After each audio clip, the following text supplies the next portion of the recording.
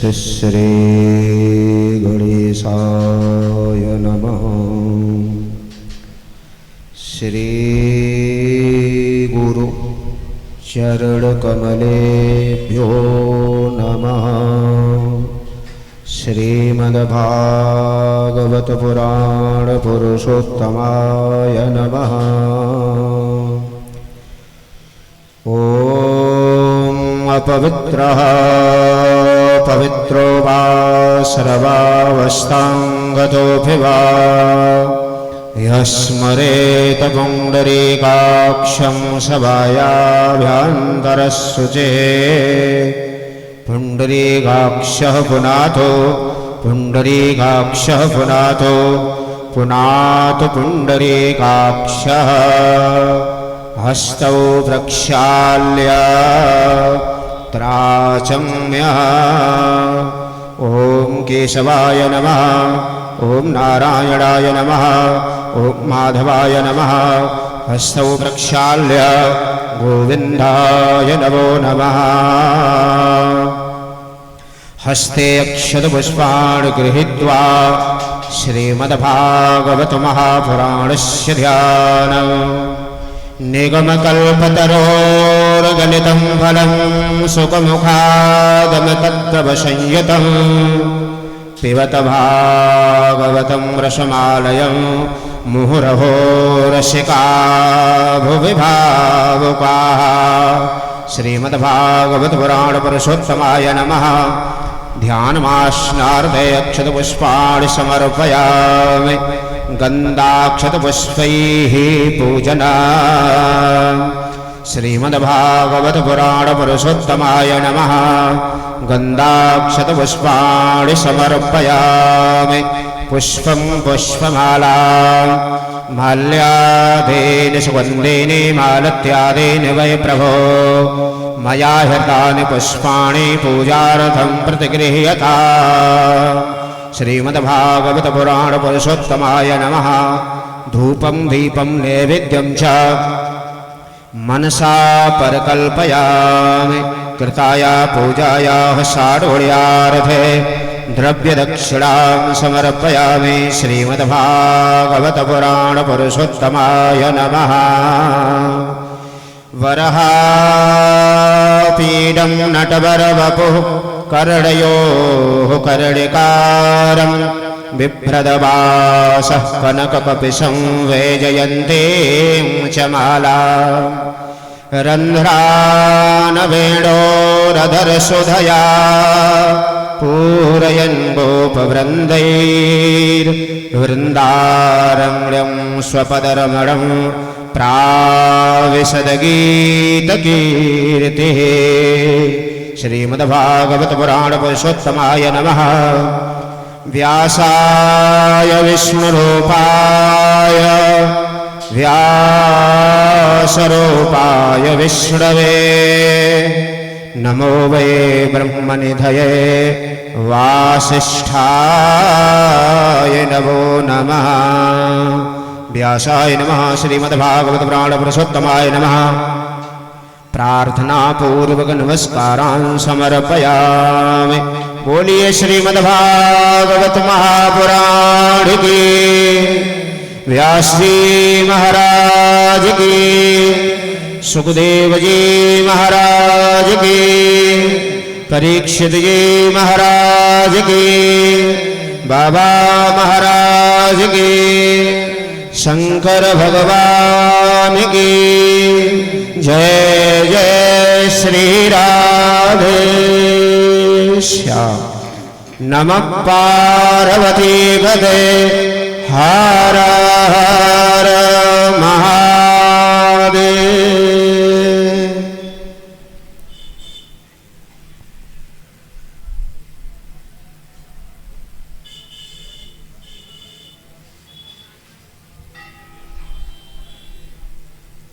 माधव स्वामिनी श्यामां गजगामिनीं चैव त्रिभुवनमोहनमोहिनीं वन्दे नवघनश्यामं पीतकौशेयवासुसं सानन्दं सुन्दरं शुद्धं श्रीकृष्णं प्रकृतिः परं यं प्रव्रजन्तमनुपेतमपेतकृत्यं द्वैपायनो विरह कातर आजुहावो पुत्रेति तन्मयतया तरवोऽभिनेदुस् तं सर्वभूतहृदयं मुनिमानतोऽस्मि।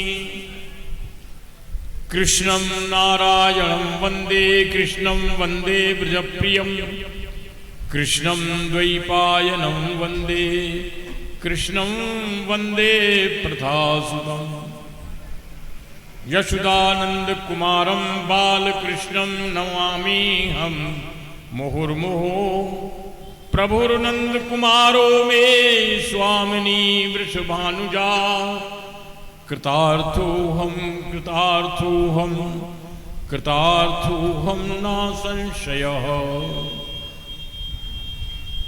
बोलो श्री राधा रानी की जय, श्री बरसाने धाम की, श्री गहवर वन धाम की, श्री वृंदावन धाम की, शिवद्वार की,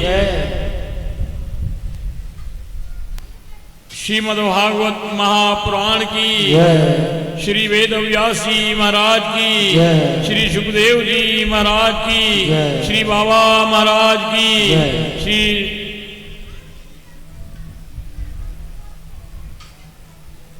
माताजी गौशाला की, उमापति महादेव की, श्री हनुमत लाल की, लक्ष्मी नारायण भगवान की जय जय श्री राधे।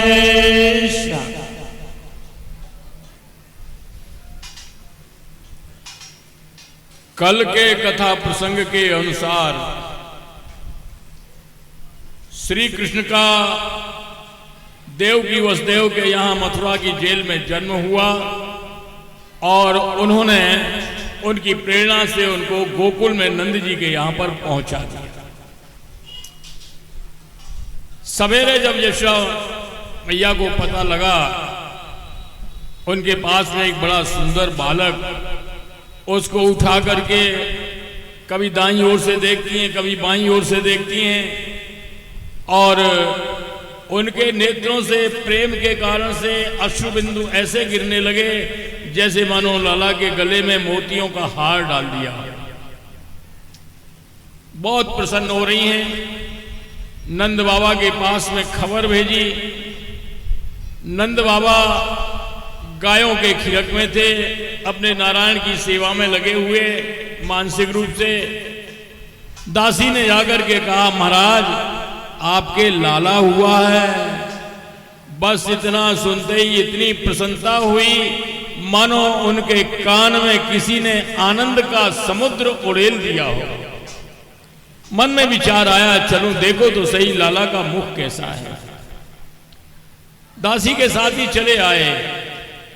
नंद भवन में अपार भीड़ है, गोपियां आई हुई हैं, लाला के मुख को देख करके आनंदित हो रही हैं। इधर नंद बाबा खड़े हुए हैं, भीड़ इतनी अधिक है कि पांव रखने की भी जगह नहीं है। पहले भी गोपियां आया करती थी, लेकिन देखती नंद बाबा आए हैं तो उनको देख के घूंघट मार लिया करती, इधर उधर हो जाती। लेकिन आज तो प्रेम में ऐसी बावरी हो रही हैं, उनको भान ही नहीं है कि नंद बाबा भी खड़े हुए हैं। इनके उधर उधर हिलने से एक छिद्र में से लाला का मुख दिखाई दिया और आनंदित हो गए। अरे ये तो वही बालक है। उस बालक के अंदर अपने नारायण भगवान के दर्शन हुए। ब्राह्मणों को बुलाने के लिए दूत भेजे गए। ब्राह्मण अपने पोथी पत्राओं को लेकर के आए और स्वस्ति वाचन पूर्वक लाला का जात कर्म संस्कार कराया। बोलिए नंद के लाला की हरि ओम मा स्वस्ते न इंद्रो वृद्धश्रवा स्वस्ते न पूषा विश्ववेदाः स्वस्ति नस्तार्क्ष्यो अरिष्टनेमिः स्वस्ति नो बृहस्पतिर्दधातु द्योः शान्तिरन्तरिक्षगुं शान्तिः पृथिवी शान्तिरापः शान्तिरोषधयः शान्तिः वनस्पतयः शान्तिर्विश्वे देवाः शान्तिर्ब्रह्म शान्तिः सर्वगुं शान्तिः शान्तिरेव शान्तिः श्यामा शान्तिरेधि यतो यतः समीहसे ततो नो अभयं गुरु सन्नः गुरु प्रजाभ्यो भयन्नः पशुभ्यः सुशान्तिर्भवतु।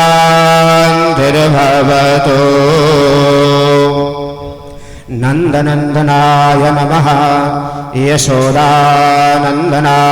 नमः बालकृष्णाय नमः सर्वोपचारार्थे मनसा पूजयामि। वसुदेवसुतं देवं कंसचाणूरमर्दनं देवकी परमानन्दं कृष्णं वन्दे जगद्गुरो। कृष्णाय वासुदेवाय देवकी नन्दनाय च नन्दगोपकुमाराय गोविन्दाय नमो नमः। बोलिए नंद के लाला की, बालकृष्ण लाल की जय जय श्री राधे श्याम। स्वस्ति वाचन पूर्वक बालक का जातकर्म संस्कार कराया गया। इधर गोपियां सज धज करके नए नए वस्त्र आभूषण पहन करके अनेक प्रकार के उपहार लेकर नंदलाला को बधाई देने के लिए यशोदा जी के भवन में आई हुई है। उन्होंने देखा मैया लाला को पालने में झुला रही है। देख करके बड़ी आनंदित हुई और नंदलाला को बधाई दे रही हैं, नाच रही हैं, गा रही हैं। पलना में ललना झुलावे यशोदा मैया पलना में।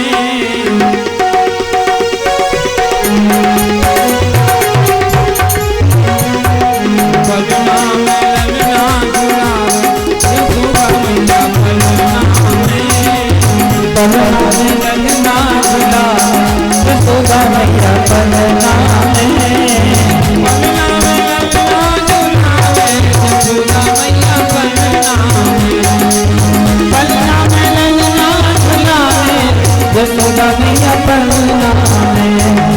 पलना में ललना झुलावे यशोदा मैया पलना में। पलना में ललना झुलावे यशोदा मैया पलना में।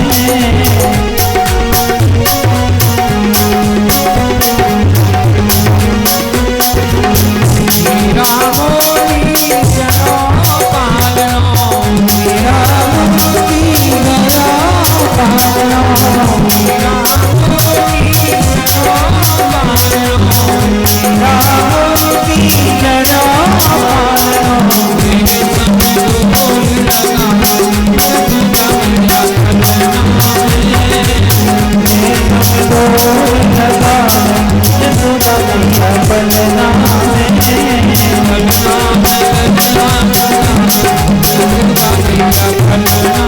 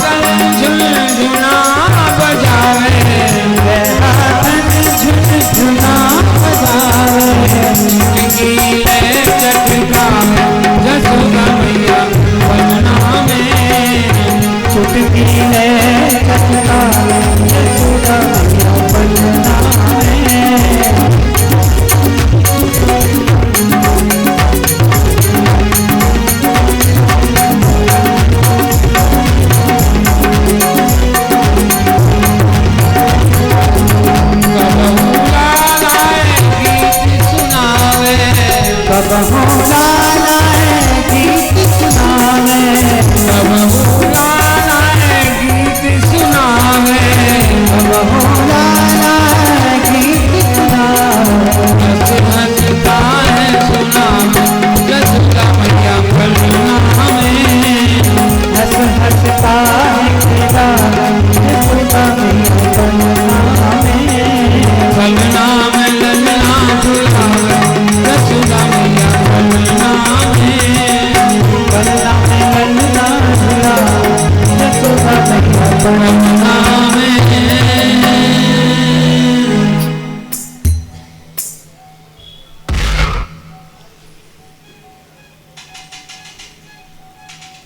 यशोदा जी ने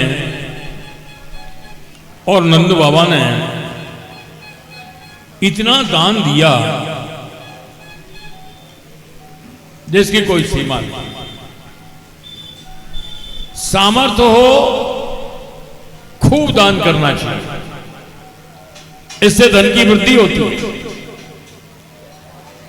और जो सामर्थ्य होने पर भी दान नहीं करते हैं, अदत्त दानाद भवत दरिद्रो, वो आगे चल के फिर दरिद्री होते हैं।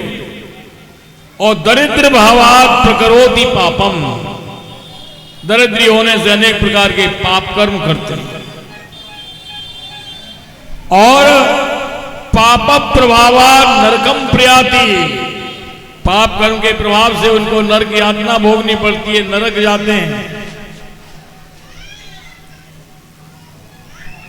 और भाई सतपात्र दाना जब भवे धनाढ्यो, सतपात्र को दान करने से, अपने धन को अच्छे कार्य में लगाने से, भागवत में लगाए, उत्सवों में लगाए, यज्ञ में लगाए, मंदिर के निर्माण में लगाए, गौ माता की सेवा में लगाए, सतपात्र को दान देने से, सतपात्र दाना च भवे धनाढ्यो, वो धनवान होता है, धन की वृद्धि होती है। और धनी होने के कारण से प्रकरोति पुण्यम, पुण्य कर्म करता है। और पुण्य प्रभावात त्रिदिवम प्रियाति, पुण्यों के प्रभाव से वो स्वर्ग को जाता है। और फिर भी जब उसका जन्म होता है, धनी परिवार में जन्म होता है, और वो इस तरह से पुण्य कर्म करता रहता है।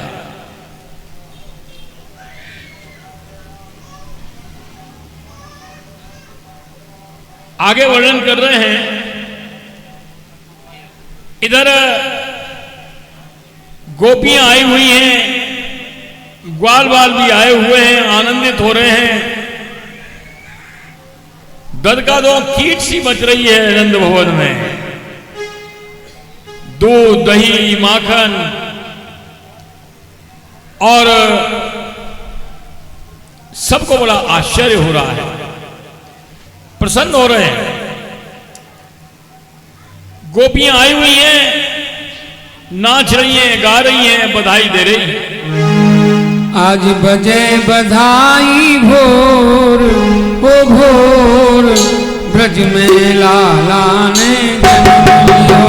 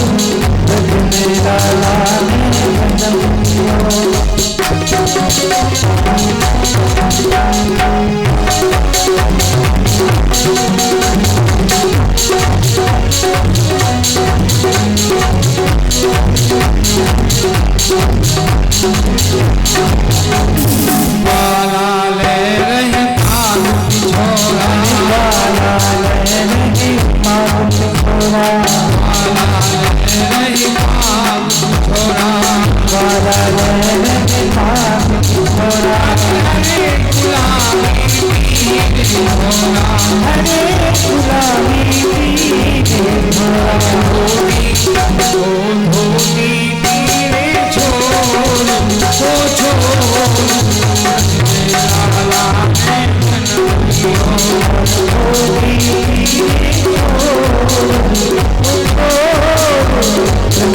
लाला ने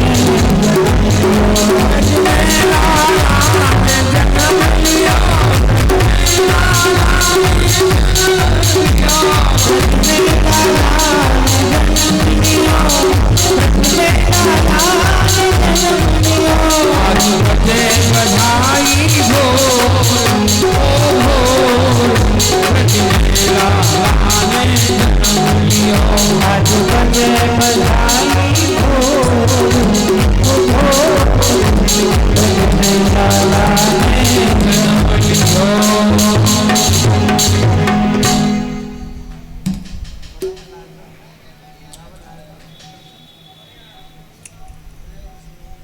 नंद भवन में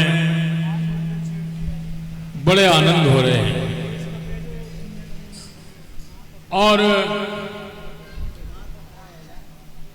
यशोदा मैया लाला के जन्म की खुशी में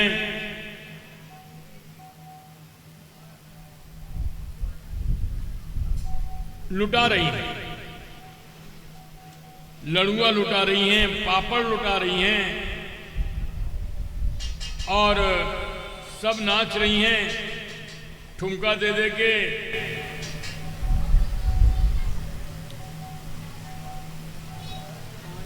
गोपियां नाच रही हैं, ग्वाल भी नाच रहे हैं,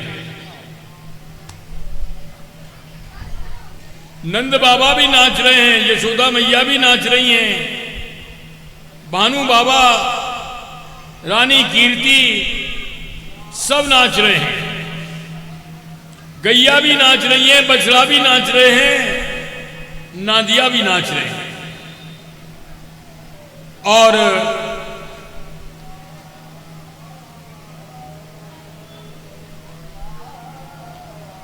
नंद यशोदा के द्वार पर बधाई हो रही है, गोपी आई हैं, ग्वाल भी आए हैं, कैसे लाए भर भर थाल बधाई बाज रही। काका लाए हैं कुर्ता टोपी, गोपी लाई और दली माखन छाछ बधाई बाज रही बधाई। गोपी नाचे, ग्वाला नाचे, नाचे हैं सब संसार बधाई बाज रही।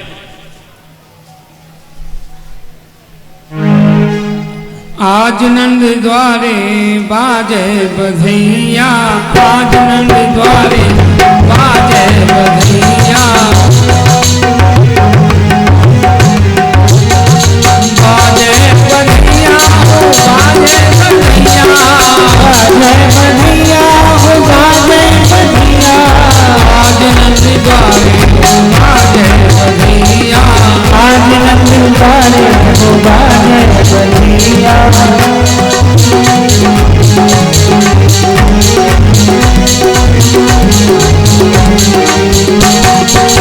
कौन लुटावे धन धन सोना, कौन लुटावे धन धन सोना, कौन लुटावे धन धन सोना, कौन लुटावे धन धन सोना, कौन लुटावे धन दिया बाजे बधिया, कौन लुटावे धन दिया बाजे बधिया। आज नंद द्वारे बाजे बधैया, आज नंद द्वारे बाजे बधैया।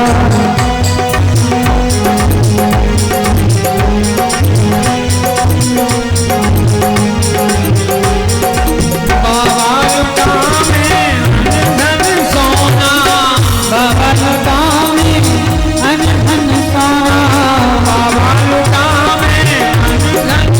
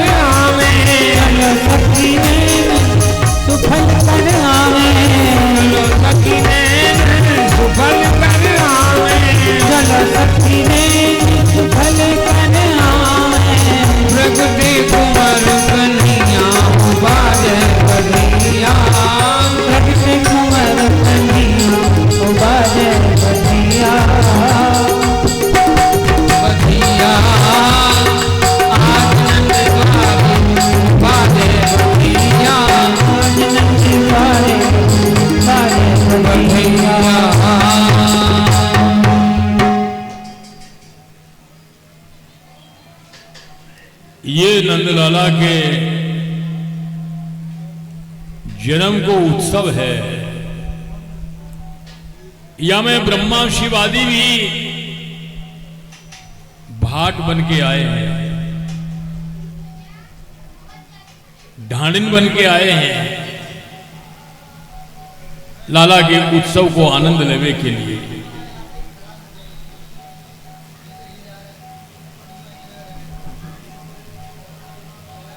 और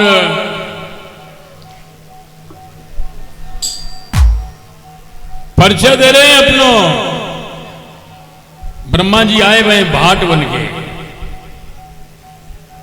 उदय भयो ब्रज वल्लभ कुल को बैठ हमारी नाट, भूषण वसन जो आज लुटाओ और गायन के ठाट, इतो दियो जो मोल होले हम सब मथुरा की हाट, इंद्र कुबेर हमारे भाए ब्रज के गूजर जाट, बढ़ो वंश हरिवंश व्यास को वास चोर के घाट। ढांडिन बन के आए हुए हैं महाराज जी, और ढांडनियां मचल रही मोर नंद घर ले चलो। अपने पति से कह रही है कि मेरे को नंद भवन ले चलो, मचल रही है। पुत्र भयो सबने सब जग ने जानी, मोहि सो नाय कही। सबको मालूम है कि रम जी के लाला भयो, और तुमने मेरे को बताया वो नहीं। पार्वती जी कह रही है मोह मिले नख सिनो कहने लाऊं तो बात सही, जरतारी के वस्त्र में लेंगे फरिया चोली नहीं, कृष्ण जीवन बिन सब जग सुनो जिन मेरी बाह गई। वो मचल रही है, नहीं मैं तो गोकुल जाऊंगी। रानी जसमत ढोटा जायो रस बधाई लाऊंगी, नाचो गावो करो कुलाहल फूली अंग न समाऊंगी, परमानंद दास को ठाकुर गोदी गोद बढ़ाऊंगी। इस तरह से अपने मनोभावन को प्रकट कर रही है। लाला जायो है नंद घर, लाला जायो है, हाँ, लाला जायो है नंद घर, लाला जायो है। ब्रज में है रही जयकार, नंद घर लाला जायो है। ब्रज में है रही जयकार, नंद घर लाला जायो है। नंद घर लाला जायो है, लाला जायो है। नंद घर लाला जायो है। ब्रज में है रही जयकार, नंद घर लाला जायो है। ब्रज में है रही जयकार, नंद घर लाला जायो है।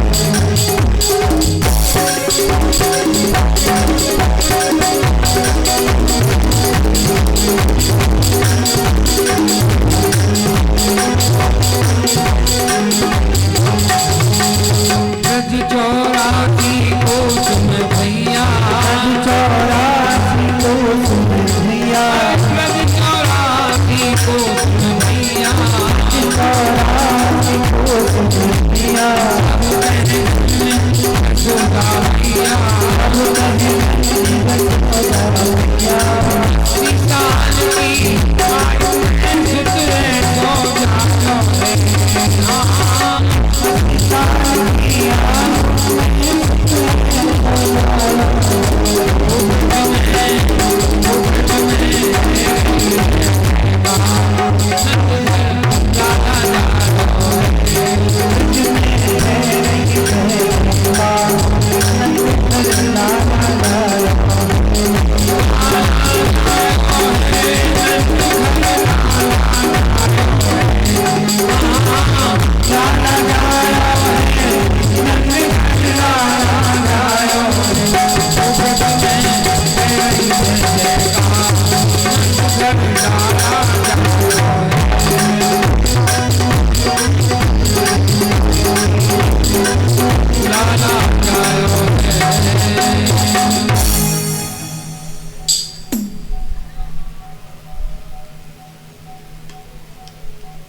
नंद भवन में लाला को बधाई देने के लिए केवल ब्रजवासी नहीं आए,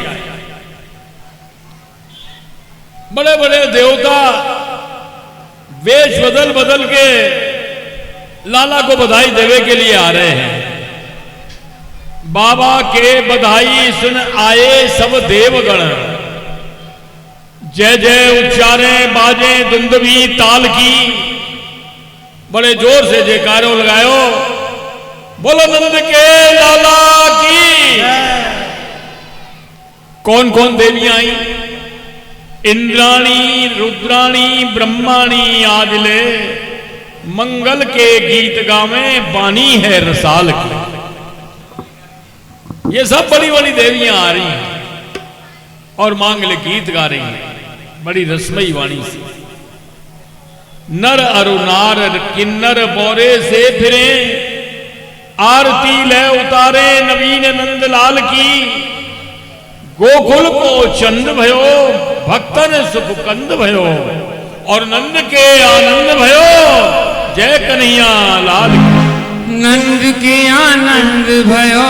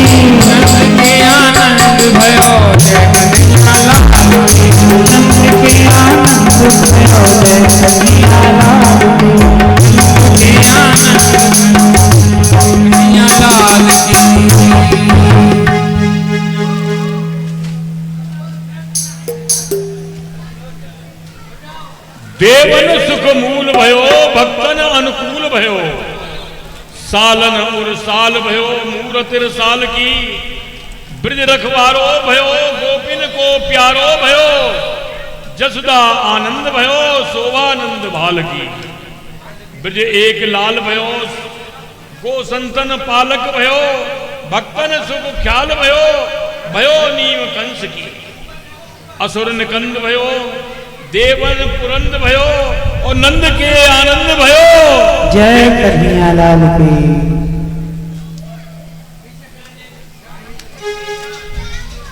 जय कन्हैया लाल की।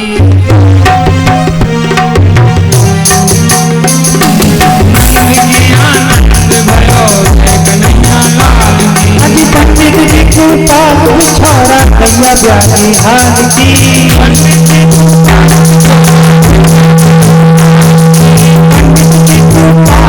छोड़ा कैया ब्याही हाल की। पंडित जी को पास छोड़ा कैया ब्याही हाल की। जय कन्हैया लाल की, जय गौरी दयाल की। जय कन्हैया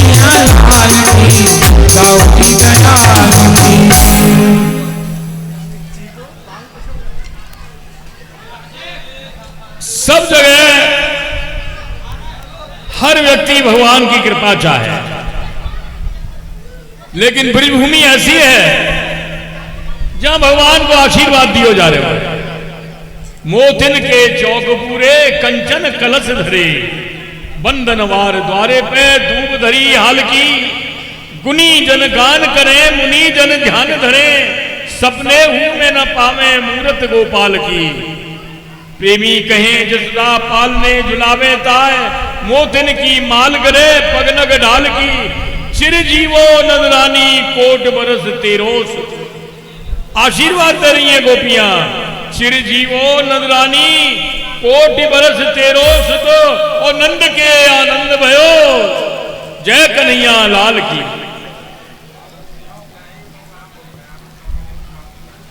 नंद जी के यहां आनंद हो रहे हैं, नंद बाबा खूब लुटा रहे हैं। हाथी दीने घोड़ा दीने और दीनी पाल की, ये 1.25 लाख की और वो 1.25 लाख की।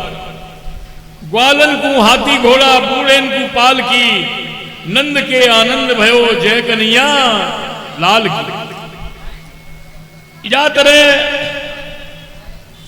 बड़े आनंद के साथ में नंदोत्सव मनाया गया। अब बड़े बड़े गोपन को गोकुल की रक्षा के लिए छोड़ करके नंद बाबा कंस का वार्षिक कर देने के लिए मथुरा गए। वसुदेव जी को जब पता लगा कि यहां नंद जी आए हुए हैं, तो वो स्वयं उनसे मिलने आए और बोले, नंद जी आप कंस को वार्षिक कर दे चुके हैं, अब आपको यहां ज्यादा समय रुकना उचित नहीं है। ने स्थेयम भौतिथम संति उपाता च गोकुले, गोकुल में न जाने क्या उपद्रव हो रहे हो। आप जानो ये कंस बड़ो दुष्ट है, यानी अपने सगे भांजेन को नहीं छोड़ो, उनको मार दियो। तो जाने का उत्पात है रहे हो, या लिए आप यहां ज्यादा मत रुको और जल्दी चले जाओ। वसुदेव जी मन में विचार करने लगे कि नंद जी की बात झूठी नहीं हो सकी। नंदा पति वचा शौर्य नम्र शेत विचिंतन, ऐसा सोचते हुए कि वसुदेव जी की बात झूठी नहीं हो सके, और नंद जी गोकुल की ओर चल दिए। इधर कंस के द्वारा भेजी भई एक पूतना नाम की राक्षसी अपने स्तनन में कालकूट विष लगा करके आई, या से स्तन पिलाने के बहाने कृष्ण को जहर देकर के समाप्त कर दी हो जाए, ऐसा हुआ को लक्ष्य हो। सुंदर स्त्री को रूप बनायो और गोकुल में आई। नंद जी तो मथुरा गए भाई, यशोदा जी से मिली, कही कि मैं ब्राह्मणी हूं, मथुरा से आई हूं, मेरे पति बहुत बड़े ज्योतिषी हैं, उनने बताया हो कि तुम्हारे लाला भयो है। मेरे मन में भी विचार आया हो कि चलो तुम्हारे लाला को आशीर्वाद दिया। यशोदा जी बड़ी प्रसन्न हुई कि ब्राह्मणी मेरे लाला को आशीर्वाद देने के लिए आई हुई। उन्होंने बता दिया जहां पर नंद लाला पौड़े हुए थे, और बड़ी उमंग से बड़ी खुशी खुशी में वो पूतना राक्षसी चली नंद लाला की ओर। पूतना को आते हुए देख करके श्री कृष्ण ने अपने नेत्र बंद कर लिए। नेत्र बंद क्यों कर लिए? इसमें आचार्यों के बहुत से भाव दिए हैं भाई। बल्लभाचार्य जी महाराज सुबोधनी नाम की टीका में एक भाव दे रहे हैं, ये पूतना अविद्या को स्वरूप है। और श्री कृष्ण कह रहे हैं अगर मेरी आंखें खुली रहेंगी तो मेरे सामने अविद्या टिक नहीं सके, या को असली रूप सामने प्रकट रह जाएगा और मेरी मां डर जाएगी, इसलिए उनने नेत्र बंद कर लिए। एक भाव दियो है, अगर मेरे नेत्र खुले रहेंगे तो ऐसा ना हो ये सोचेंगे तो बड़ो निडर है और कहीं उल्टी लौट के चली जाए, या को तो हमें मारना है, इसलिए अपने नेत्र बंद कर लिए। श्री कृष्ण सोच रहे हैं अरे ये ऐसी दुष्ट है, पूतान अपनी नयति, ये पवित्र आत्माओं को भी सीधे साधे बालकों को ले जाती है। ऐसी हत्यारणी का मुंह देखना पाप है, इसका क्या मुंह देखे, इसलिए उन्होंने अपने नेत्र बंद कर लिए। एक भाव दिया है, श्री कृष्ण सोच रहे हैं कि ये पूतना अपने स्तनों में जहर लगा के आई है और देखो छठी के दिन ही हमको जहर पीना पड़ रहा है। महादेव जी से प्रार्थना कर रहे हैं, महाराज आपको तो जहर पीने की आदत पड़ी हुई है, आप इस जहर को पी जाओ और मैं दूध पी लूंगा, मैं तो दूध पीने के लिए आया हूं। एक भाव दिया है, योग साधना करने से अनेक प्रकार के कष्टों का निवारण हो जाता है। श्री कृष्ण सोच रहे हैं इससे ज्यादा बड़ा कष्ट क्या होगा कि छठी के दिन ही जहर पीना पड़ रहा है। तो मानो नेत्र बंद करके योग साधना कर रहे हैं जिससे इस विपत्ति से छुटकारा मिल जाए। एक भाव दिया है, श्री कृष्ण सोच रहे हैं इस जन्म में तो इसने कोई शुभ कर्म किया नहीं, हो सकता है पिछले जन्म में कोई शुभ कर्म किया हो, तो नेत्र बंद करके मानो उसके कर्मों का लेखा जोखा देख रहे हैं।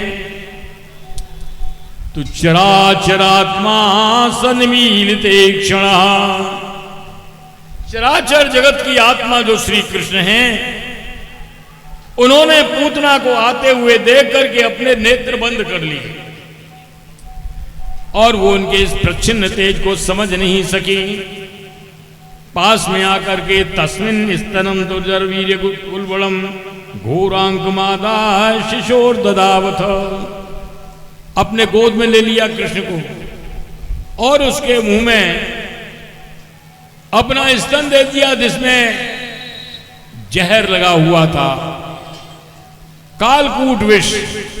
ऐसे समझ लो भाई, विज्ञान वाले जानते हैं, जिन बच्चों ने केमिस्ट्री पढ़ी है, एक पोटेशियम साइनाइड होता है, उसका सूत्र होता है KCN। उसका स्वाद चखने के लिए वैज्ञानिकों ने एक हाथ में कलम कागज लिया और दूसरे हाथ से ड्रॉपर से अपने मुंह में जैसे उसको डाला, बस राम नाम सत्य हो गई, इतने में खत्म, कुछ लिख ही नहीं पाया। इस तरह का होता है ये भाई कालकूट विष। तो उसने सोचा स्तन से स्पर्श होते ही वो खत्म हो जाएगा, और श्री कृष्ण उसका स्तन पीने के साथ साथ उसके प्राणों को पीने लगे। स्तनों को इतनी जोर से दबाया कि वो पीड़ा के मारे चिल्लाने लगी, मुंच मुंच अलम इति प्रभाषणी, छोड़ छोड़। कृष्ण बोले मैं तो पूरी तरह से कल्याण करके ही छोड़ता हूं, ऐसे ही थोड़ा छोड़ देता हूं। अब तो विवृत्य नेत्रे, उसकी आंखें उलट गईं, चरणौ भुजौ मुहु, पांवों को बार बार जमीन पर पटकने लगी और प्रसन्न गात्रा, शरीर पसीना में लथपथ हो गया, रोने लगी जोर से पीड़ा के मारे, और फिर अपने असली स्वरूप में आई और कृष्ण को लेकर के उड़ गई राक्षसी। उसको जाते हुए देख करके सब ब्रजवासी बड़े दुखी हो रहे, उसके पीछे पीछे चलते जा रहे हैं। जब वो मथुरा के लिए मुड़ी तो वृक्षों से टकरा करके उसका शरीर गिर गया, हजारों वृक्ष गिर गए और 6 कोस के बीच में उसका शरीर गिरा। इधर ब्रजवासी पीछे दौड़ते दौड़ते आ रहे हैं, गोपियां भी आ रही हैं, यशोदा मैया भी दौड़ी चली आ रही है। गोपियों ने देखा ये पूतना राक्षसी के वक्षस्थल पर, छाती पर कृष्ण खेल रहे हैं। उन्होंने कृष्ण को उठा लिया। कैसी पहले परंपरा थी, बालक को नजर लग जाए, रोने लगे, स्तन नहीं पी रहा है, कोई भी बात हो तो साधुओं के पास लेकर के जाया करती थी और साधु उसको मोर पंख से झाड़ा दे देते, झाड़ा दे के क्या करते, भगवान का नाम ही लेते थे। और उससे झाला दे देते, बालक को आराम हो जाता था, ठीक हो जाता था। लेकिन अब तो भाई अगर थोड़ी भी बालक के कोई वो गड़बड़ी हो जाए तो डॉक्टर के पास ले जाएंगे। डॉक्टर भले पानी की सुई लगा दे, डिस्टिल वाटर की सुई लगवा के आए। साइकोलॉजिकल बात। अब उन चीजें, पुरानी चीजों पर विश्वास चला गया। गोपियों ने कन्हैया के शरीर पर गोबर का लेप किया, गाय के गोबर का। गोमूत्र से स्नान कराया और उनकी रक्षा के लिए रक्षा कवच का पाठ किया। 10वें स्कंद के 6वें अध्याय में श्लोक संख्या 22 से लेके 29 तक 8 श्लोकों में ये रक्षा कवच का पाठ दिया है। किसी को कोई बीमारी हो, बालक, वृद्ध, युवक, युवती, कोई भी हो, क्रॉनिक केस हो, ठीक होने में नहीं आ रहा है, लंबी बीमारी चल रही है, उसको ये रक्षा कवच का पाठ करके जल पिलाओ। एक बर्तन में जल रख लो, गंगा जल रख लो या किसी नदी का पवित्र जल रख लो या डिस्टिल वाटर रख लो। दूसरा खाली बर्तन रखो, एक चम्मच हाथ में ले लो और इस रक्षा कवच का पाठ करो। ये श्लोक संख्या 22 से लेके 29 तक है। और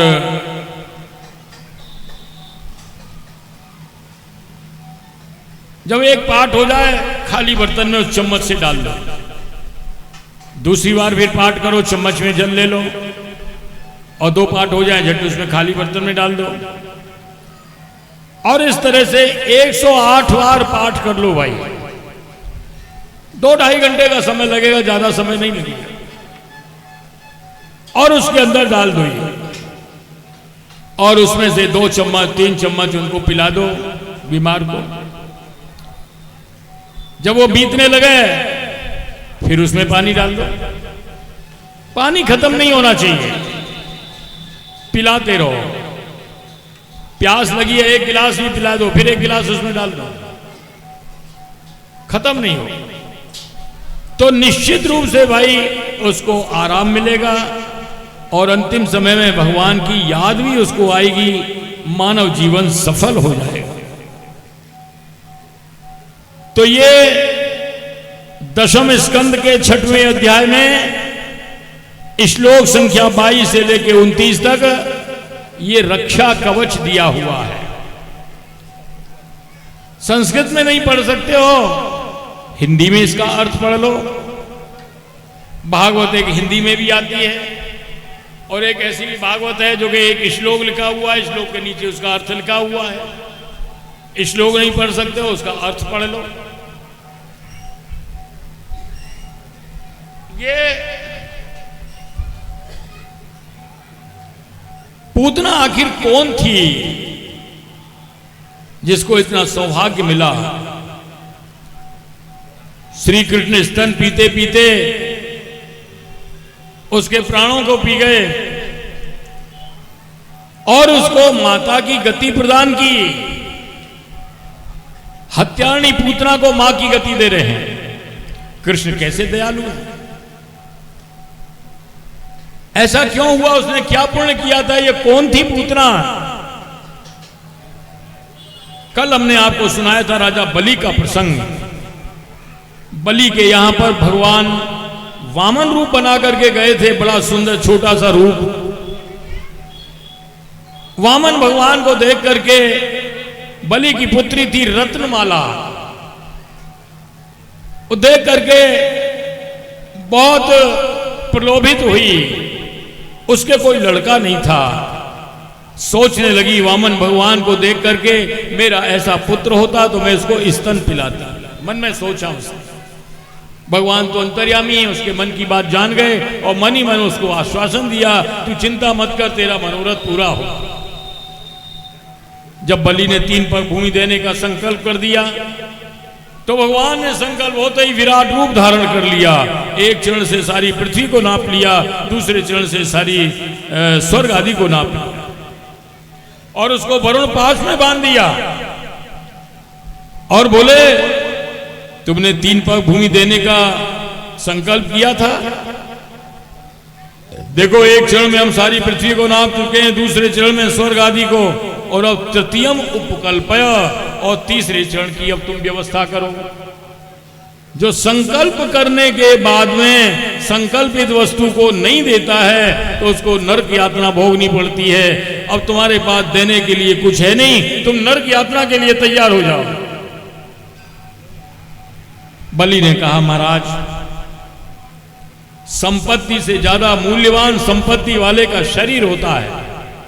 अभी तो आपने 2 चरण में मेरी संपत्ति को नापा है, मेरा शरीर बाकी है, मेरे मस्तक पर आप अपना चरण रखिए और मैं संकल्प को पूरा करता हूं। वामन भगवान का ऐसा कपट व्यवहार देख करके वो पूतना सोचने लगी, रत्नमाला, अरे मैं तो ऐसे लड़के को जहर दे देती। भगवान मन में समझ गए उसकी मनोभाव को और उसको यह भी आश्वासन दिया, जा तेरा ये भी मनोरथ पूरा हो। अब यही रत्नमाला यहां आकर के पूतना बनी। इसके 2 मनोरथ थे, एक तो बालक को स्तन पान कराना और दूसरा जहर देना, तो दोनों उसके मनोरथ भगवान ने पूरे किए। कृष्ण से बढ़कर के कौन दयालु होगा जो मारने वाली हत्यारणी पूतना को मां की गति प्रदान कर रहे हैं। ले भे गतिम धात्री उचिताम ततोन्यम कम्वा दयालुम शरणम ब्रीमा। कृष्ण से बढ़कर के कौन दयालु होगा जिसकी शरण में जाया जाए। जो हत्यारनी पूतना को भी मां की गति प्रदान कर रहे हैं। जो लोग इस पूतना मोक्ष की कथा को श्रद्धापूर्वक सुनते हैं उनकी अंत में गोविंद भगवान में रति हो जाया करती है। अब श्री कृष्ण थोड़े बड़े हो गए, जब समय मिले तब आ जाइएगा, कृष्ण चरित्र चल रहा है।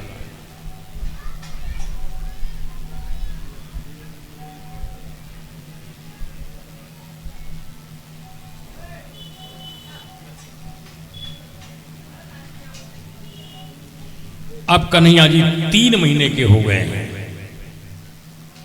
मां ने कन्हैया को शकट के नीचे सुला दिया। शकट समझो एक बैलगाड़ी समझो,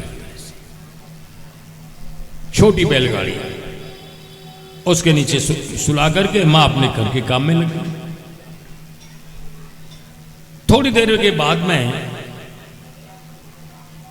शक्तासुर आया, एक असुर वायु रूप में आया और उस शकट में आके प्रवेश कर गया। श्री कृष्ण समझ गए, वो खेल रहे थे, हंस रहे, मुस्कुरा रहे, और उन्होंने उस शकट में एक लात मारी। शकट उलट गया, गिरने की आवाज हुई। मां दौड़ी दौड़ी आई और देखा कि कन्हैया के पास में शकट उल्टा पड़ा हुआ है। मां अपने को धिक्कारने लगी, आग लगो ऐसे काम में, मैं एकदम भूल गई लाला को। ये तो नारायण भगवान ने बचा दिया, नहीं तो इससे शकट से क्या बच पाता। छोटे छोटे बालक वहां खेल रहे, उनसे पूछा, बेटा यहां कौन आया था, कोई आया था यहां, ये शकट कैसे गिर रहा?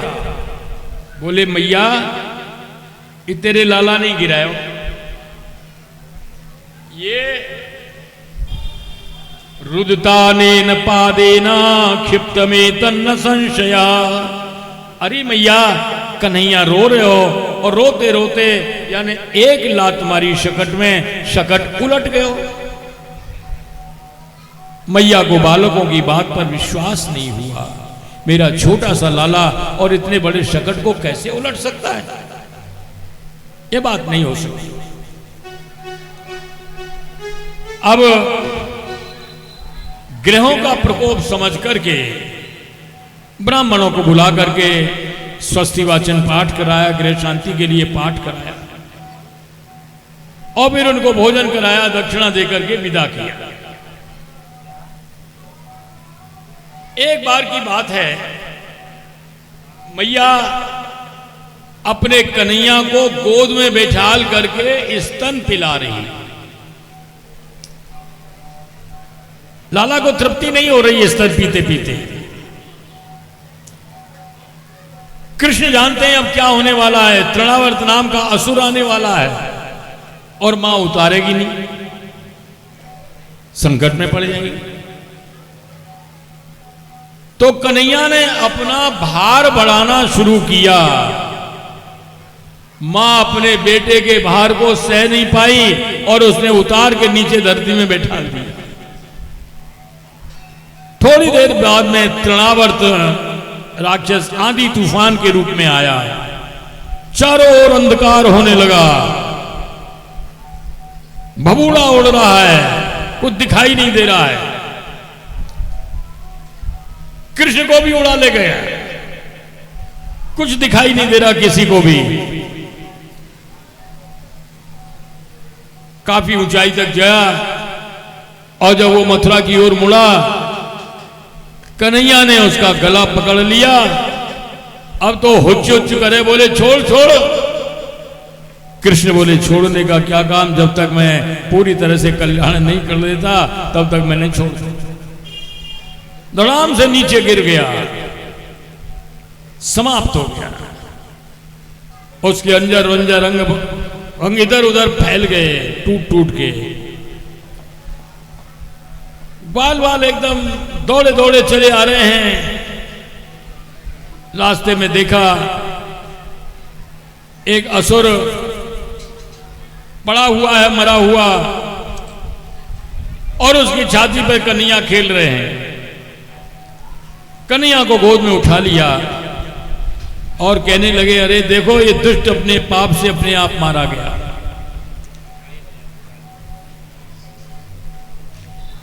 एक दिन की बात है, यशोदा मैया लाला को स्तन पिला रही। अचानक लाला को जमाई आई, मुंह खोला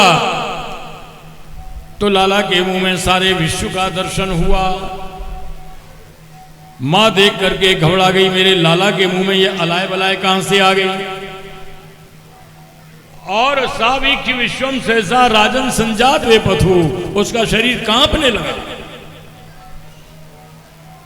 हे नारायण भगवान, इस अलाय बलाय को दूर करो। कन्हैया जी समझ गए कि मां घबरा रही है। उन्होंने एक क्षण में अपनी माया को समेट लिया, मैया स्वस्थ हो गई, भूल भाल गई। अब कृष्ण बलराम थोड़े से बड़े हो गए हैं भाई, और माता पिता को बालक की जितनी चिंता होती है और किसी को नहीं होती। देव की वसुदेव सोच रहे हैं, नंद बाबा भूल गए हैं क्या बात है, बालकों का भी नामकरण संस्कार नहीं हुआ है। गर्गाचार्य जी जो उनके कुल गुरु हैं, उनसे निवेदन किया कि महाराज अब बालक बड़े हो गए हैं, अब उनका नामकरण संस्कार आप कर दो। उनकी प्रेरणा से गर्गाचार्य जी नंद जी के गोकुल में आए, गौशाला में पहुंचे, गायों के खिरक में। नंद बाबा ने उनके चरण छुए, बड़ा सम्मान किया और प्रार्थना की कि महाराज हमारे 2 बालक हैं, इनका आप नामकरण संस्कार कर दो। गर्गाचार्य जी बोले, देखो नंद जी, आपके कुल गुरु शांडिल्य जी हैं, हम यदुवंशियों के कुल गुरु हैं। अगर हम इनका नामकरण संस्कार करेंगे, आप जानते हैं कंस बड़ा दुष्ट है, वो शंका कर सकता है कि यदुवंशियों के कुल गुरु होकर के इन्होंने नंद जी के बालकों का नामकरण संस्कार क्यों किया, और कोई उपद्रव भी रह सकता है। इतना तो आप जानते हैं, इसने अपने सगे भांजों को नहीं छोड़ा, उनको भी मार दिया। नंद जी ने कहा, महाराज ब्राह्मण तो किसी भी गोत्र का हो, ब्राह्मणो जन्मना गुरु, सभी जातियों के लिए ब्राह्मण तो गुरु पद पर आसीन होता है। और रही बात दूसरों के आने जाने की, हम किसी को बुलाएंगे ही नहीं। आप हैं, हम हैं, दोनों बालक रहेंगे और दोनों इनकी मैया रहेंगी, बस रोहिणी और यशोदा। किसी को हम बुलाएंगे नहीं, पता लगेगा नहीं। गर्गाचार्य राजी हो गए।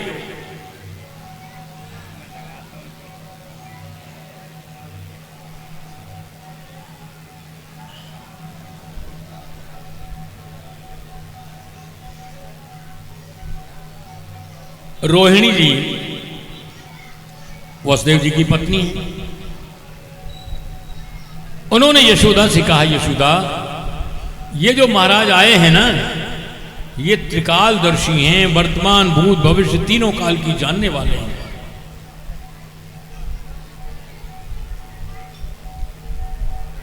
अब उनके मन में शंका है, कैसे माना जाए त्रिकालदर्शी हैं, घर पे आए हुए हैं, परीक्षा ली जाए ये भी उचित नहीं है। उन्होंने एक चतुराई की कि उन्होंने यशोदा जी अपने लाला कन्हैया को रोहिणी जी की गोद में दे दिया और रोहिणी जी के लाला बलराम को अपनी गोद में ले लिया। दोनों माताएं बालकों को लेके बैठ गईं। गर्गाचार्य जी ये देख करके समझ गए कि रोहिणी ने जो कहा था यशोदा को विश्वास नहीं हो रहा है, तो चलो पहले इनकी शंका को दूर कर दिया जाए। और यशोदा को ही संकेत करके बोले, यशोदा बोले, हाँ महाराज, तुम्हारी गोद में जो बालक है ना, अयम ही रोहिणी पुत्रो रमयन सुरदो गुणई, ये तुम्हारा लाला नहीं, ये रोहिणी का लाला है। रमण करने के कारण से इसका एक नाम राम कहा जाएगा, बल की अधिकता के कारण इसको बलराम कहेंगे। यदवंशियों से अपृथक संबंध होने के कारण इनको संकर्षण भी कहा जाएगा।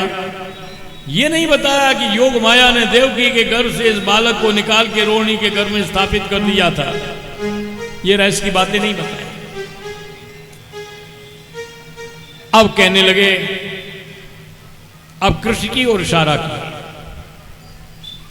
आसन वर्णास्त्रो यस्य गृणतो अनुयुगम तनु, ये जो लाला है इसके दो अलग अलग युग में अलग अलग वर्ण रहे हैं, रंग रहे हैं। पहले ये शुक्ल वर्ण का रहा, फिर रक्त लाल रंग का हुआ, फिर पीले रंग का, और इदानीम कृष्णताम गता। और इस समय ये कृष्ण वर्ण होने से, काले रंग का होने से इसका एक नाम कृष्ण कहा जाएगा। प्रागयम वसुदेवस्य क्वचिद जातस्तवात्मजः। गर्गाचार्य जी तो अपने आवेश में कहते जा रहे हैं, बोले प्राग माने पहले कभी ये वसुदेव जी के यहां भी हुआ था और इसलिए इसका एक नाम वासुदेव कृष्ण होगा। इतना सुनते ही यशोदा जी एकदम बिगड़ गई। बोले महाराज कभी कभी तो आप बहती बातें करवे लग जाओ, ये वसुदेव को लाला कहा, तो मेरो लाला है। आत्मीयता की प्रगाढ़ता। गर्गाचार्य जी समझ गए और उनके लिए इशारा किए। गर्गाचार्य जी के लिए श्री कृष्ण समझ गए, इशारा किए कि ज्यादा पंडिताई मत दिखाओ और ये मामला गड़बड़ रहेगा। समझ गए। बोले मैं अब की थोड़ी कह रहा हूं, प्राग माने बहुत पुराने जमाने की बात है, बहुत पहले की बात है। तो अब तो तुम्हारा ही लाला है, बात बदल गई। बोले इसके बहुत से नाम हैं, बहुत से रूप हैं, इससे जो प्रेम किया करते हैं उनकी कभी पराजय नहीं हुआ करती है। और बोले तस्मात् नंदात्मजोयम ते नारायण समो गुणई। नंद जी तुम्हारा ये जो लाला है इसके गुण नारायण जैसे हैं। अगर ये कहें यही नारायण हैं तो उनका वात्सल्य चला जाएगा। भगवान मानने लगेंगे।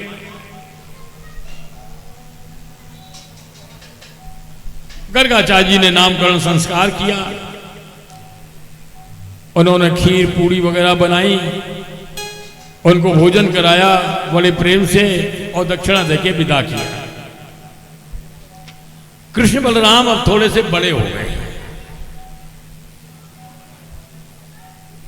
बालक सबसे पहले घुटवन चलना सीखता है भाई।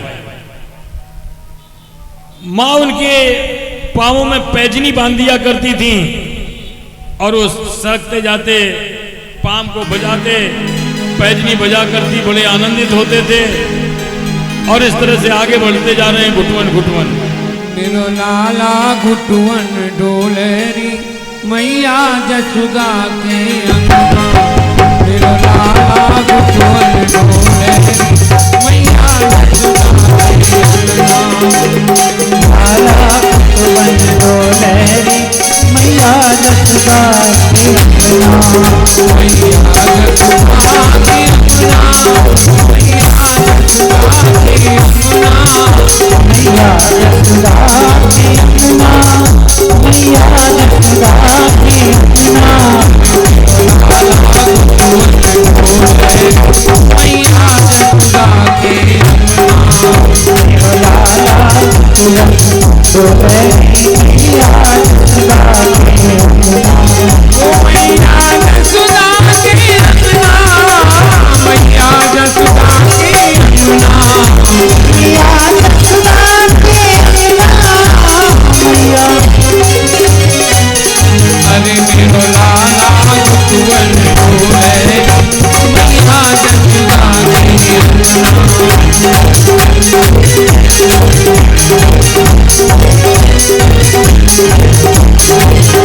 अरे रंग खिले और अंगना में खिले। रंग खिले और अंगना में खिले। रंग में खिले और अंगना में खिले।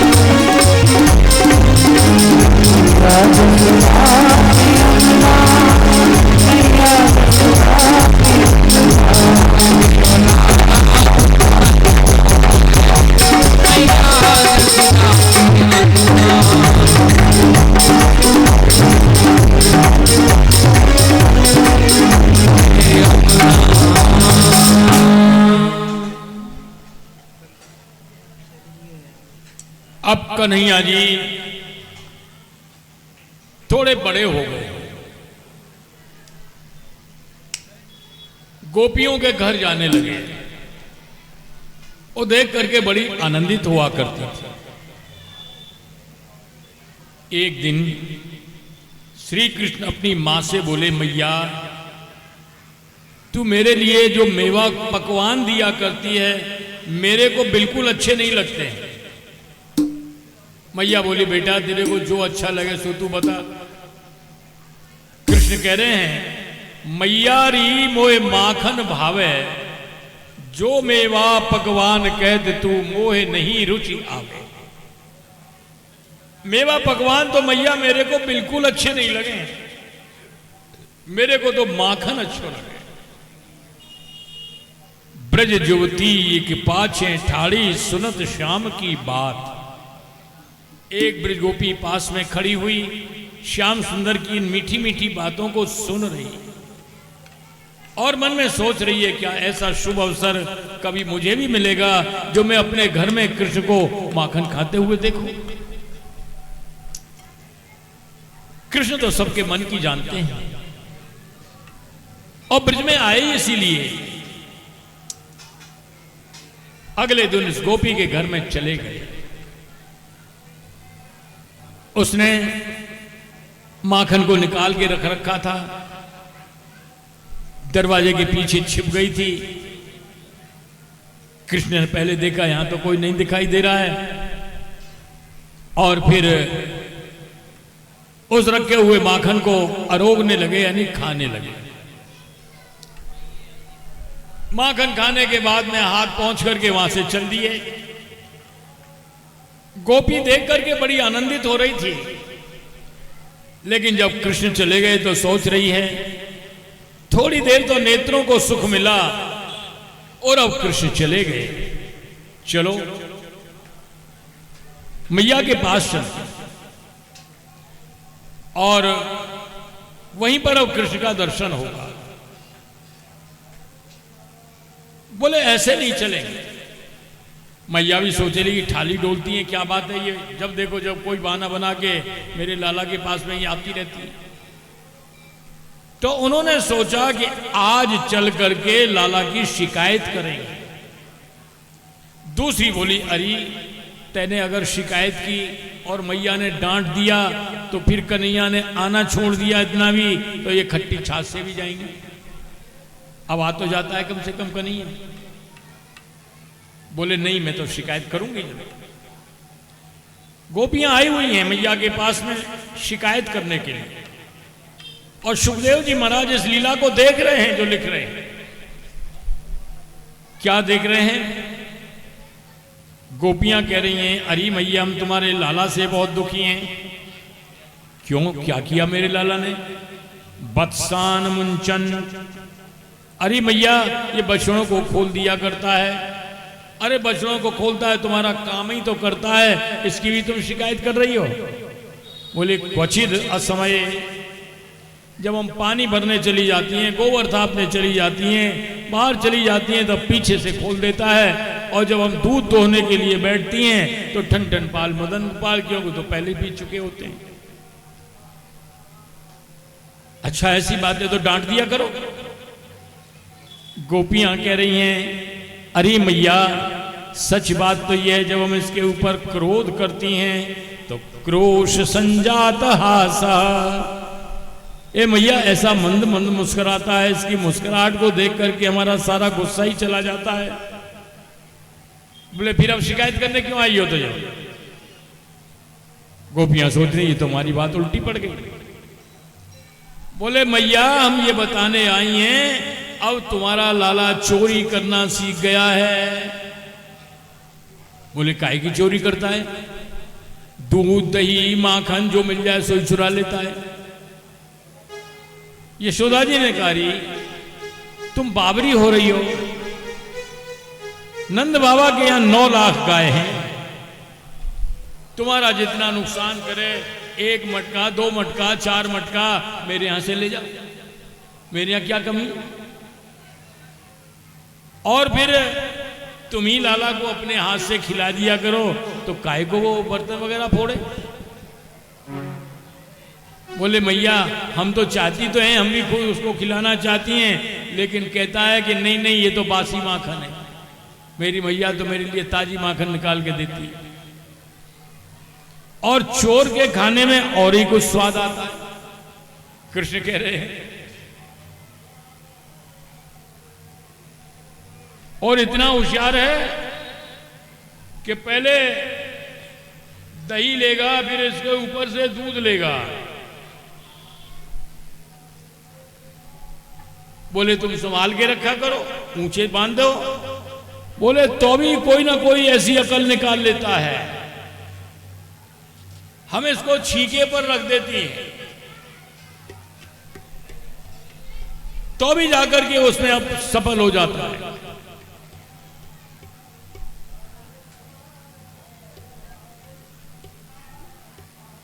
यशोदा मैया बोली किसी दिन रंगे हाथ पकड़ के दिखाओ तब मैं जानू, ऐसे में कैसे मान लूं। लौटाई को फिर उन्होंने एक सलाह की कि भाई मैया ने कहा है कि इसको पकड़ के दिखाओ, तो एक ऐसा उपाय करो जो कन्हैया एकदम पकड़ाव में आ जाए, रंगे हाथ पकड़ के इसको दिखा दे। तो उन्होंने दही माखन वगैरह इसको छीके पर रखा और उसमें एक घंटी बांधी कि जब ये उठाएगा तो घंटी बज जाएगी, हमको सबको पता लग जाएगा और सब इसको घेर लेंगे। बोले ये बात ठीक है। सबने ये सहमति से पास कर दिया। छींके से घंटी बांध दी। कृष्ण ग्वाल वालों के साथ में गए चुराने के लिए। देखा अरे भाई छींके पे तो घंटी बजी हुई है, अरे कन्हैया आज तो यहां खतरा है भाई कुछ, ये घंटी बांध रखी है जिससे कि हम पकड़ाव में आ जाएं। बोले चिंता मत करो। कृष्ण बोले अच्छा मेरी इससे बातचीत कर लें, दो बात हम भी कर लें इससे घंटी से। कृष्ण बोले देख घंटी, हमारी इच्छा के बिना तू बजना मत, और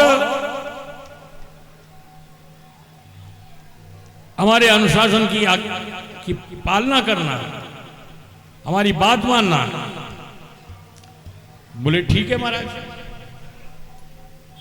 घंटी को उन्होंने सचेत कर दिया। इधर जब आए ग्वाल वालों के साथ में छींके से उतारने लगे, घंटी बजी।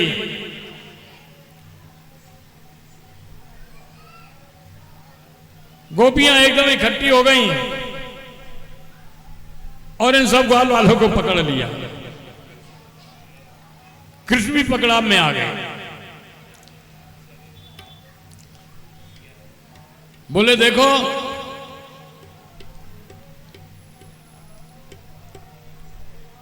हमको इनसे बात करने दो थोड़ी। तो घंटी से बात की, जब हमने तुमसे कह दिया था तुम बजोगी नहीं, फिर तुम क्यों बजी? तो घंटी जवाब दे रही है कि महाराज आप अरोगे, इससे ज्यादा सुंदर अवसर क्या आएगा? और उस समय हम न बजे, उस समय तो घंटी बजना जरूरी होता है। तो वो बजने लगे। इधर इनको पकड़ लिया और मां के पास में ले गई। मैया मैया आज हम पकड़ लाई हैं लाला को। श्री कृष्ण बड़े होशियार। पहले प्रथा थी बहू घूंघट मारा करती थी लंबा सा, गोपियां पकड़ के ले जा रही हैं। रास्ते में कृष्ण बोले अरे देख मेरे छोटे छोटे हाथ हैं, दुखने लग गए हैं, अब इतनी देर से पकड़ रखा है, अब हाथ बदल ले। बोले ठीक है, घूंघट में तो थी। इधर अपने सखा को इशारे से बुला लिया और उसका हाथ पकड़ा दिया और खुद उस समय से भाग गए और मैया के पास पहले पहुंच गए। गोपियां आई हुई हैं, मैया से शिकायत करती हैं, मैया मैया आज हम पकड़ लाएं। इधर कृष्ण पहले से ही मैया से बोले, देख मैया तू बड़ी भोली भाली है और ये तो ऐसे लोना लगाती रहती हैं और तू विश्वास कर लेती है इनकी बात पे। भले जब मैं कैसा भी कहता रहूं लेकिन तू विश्वास इन्हीं की बात पे करती है। मैया ने पहले से सिखा करके तैयार किया। अब इधर गोपियां पहुंची, मैया आज हम पकड़ लाएं लाला। और वो तो पहले से ही पहुंच चुके थे कृष्ण। तो उन्होंने उनका घूंघट खोला। अरे ये मेरा लाला है कि तेरा खसम है? खसम कहते हैं पति को। उन्होंने उनका पति का रूप बना लेते, कभी देवर का रूप बना लेते और वो लज्जित होकर के वापस लौट के चली आती। क्या करे, बोलने की नहीं रही। तो इस तरह से गोपियों को आनंदित करने के लिए ऐसी लीलाएं किया करते। गोपियां कह रही हैं, मैया अपने लाला को तुम समझा लो अच्छी तरह से। हम जब दूध दही बेचने जाती हैं तो पीछे से चला जाएगा, पानी भरने जाएंगी तो चला जाएगा, और कहो तो मटकी में ऐसे कंकड़ी मारेगा कि मटकी फूट जाएगा। हरि गोरस को मांगे दान, जसोदा तेरो लाला। हरि गोरस को मांगे दान, जसोदा तेरो लाला।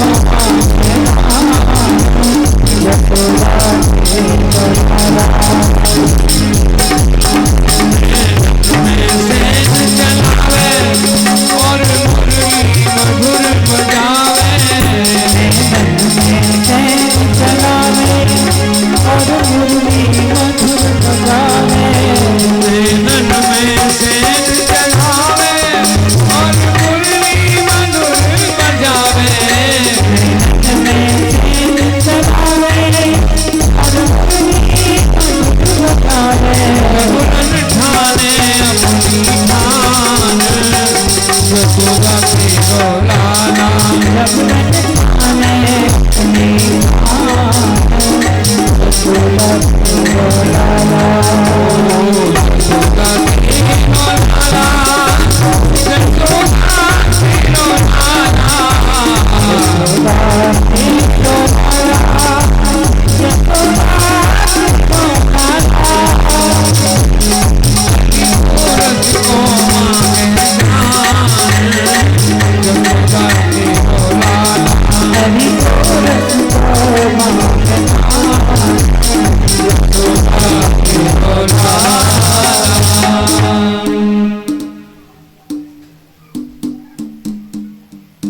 एक बार कृष्ण बलराम ग्वाल बालों के साथ में ब्रह्मांड घाट गए, जो जमुना जी के किनारे है, गोकुल महावन के पास में। कृष्ण लिए एक मिट्टी का डेला लेकर के उसको खाने लगे। ग्वाल बालों ने रोका, बड़े भैया बलदाऊ ने भी रोका, तो कन्हैया क्या कर रहा है, ये मट्टी क्यों खा रहा है? लेकिन उनको तो बड़ा आनंद आ रहा था मट्टी खाने में। ग्वाल बालों ने और बड़े भैया बलदाऊ ने आकर के मां से शिकायत की, मैया आज लाला ने मट्टी खाई और इसे मने करें तो माने नहीं और ज्यादा ही ज्यादा खाता। बलदाऊ भी इस बात को कह रहे हैं, ग्वाल बाल भी कह रहे हैं। आज वो मैया उन कृष्ण को, जिनको अनंत कोटि ब्रह्मांड नायक कहा जाता है, उनको फटकार रही है। मां का अधिकार है। कस्माद मृदमंदात्मन भवान भक्षितवान रहा। अरे मूर्ख, आज तेने अकेले में माटी कैसे खाई, बोल।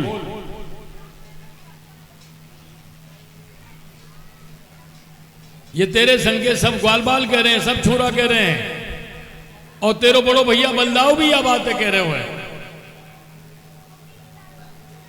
कृष्ण बात बनाने में बहुत होशियार है। मैया से बोले, मैया तू बड़ी भोली है। इन ग्वाल वालों ने सलाह बनाई थी कि आज कन्हैया को पिटवाना है।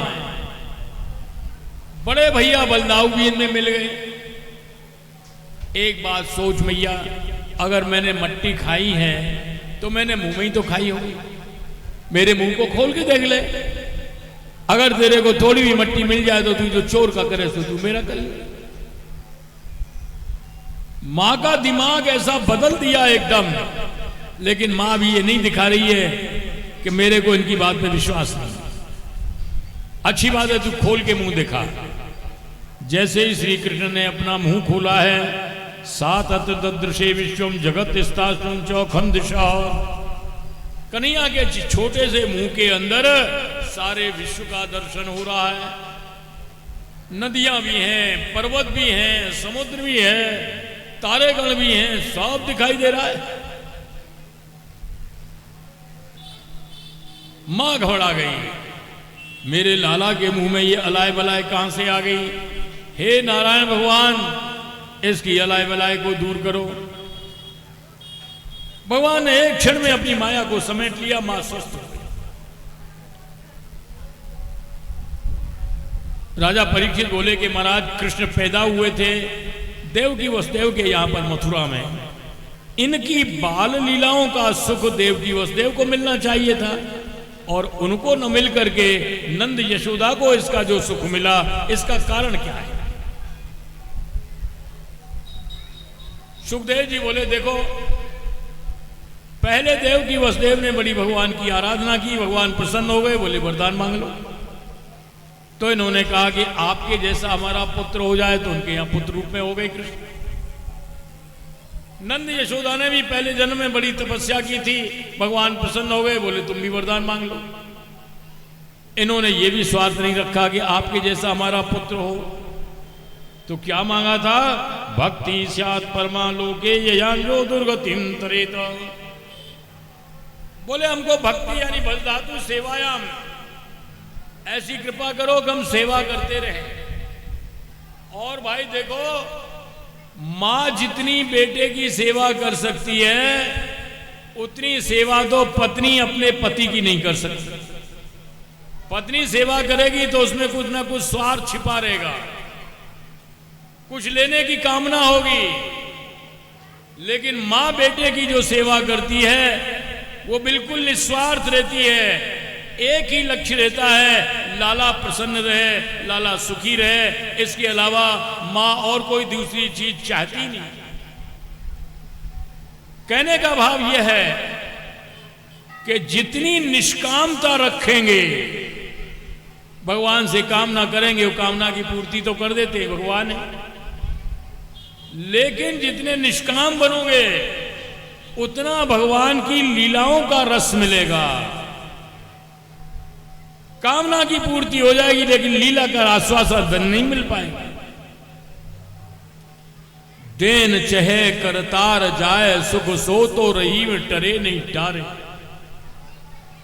भगवान जिसको सुख देना चाहते हैं उसको कोई दूसरा मैट नहीं सकता भाई। बिन उद्यम पौरुष किए बिना धन आपई आवत हाथ पसारे। साधु लोगों की, साधु महात्माओं की कौन सी फैक्ट्री चलती है सोचो।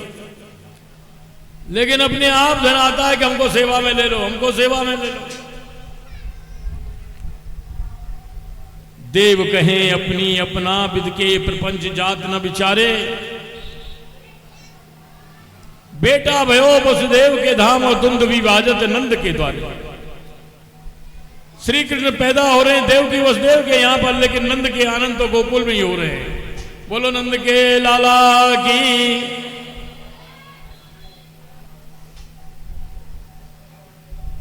एक बार की बात है, यशोदा मैया दही पिलोने लग रही थी। कन्हैया जी मुथानी के पास पहुंच गए, खड़े हो गए, मुथानी को पकड़ लिए। मां ने दूध बलूना बंद कर दिया, कन्हैया को गोद में उठा करके उसको स्तन पिलाने लगी।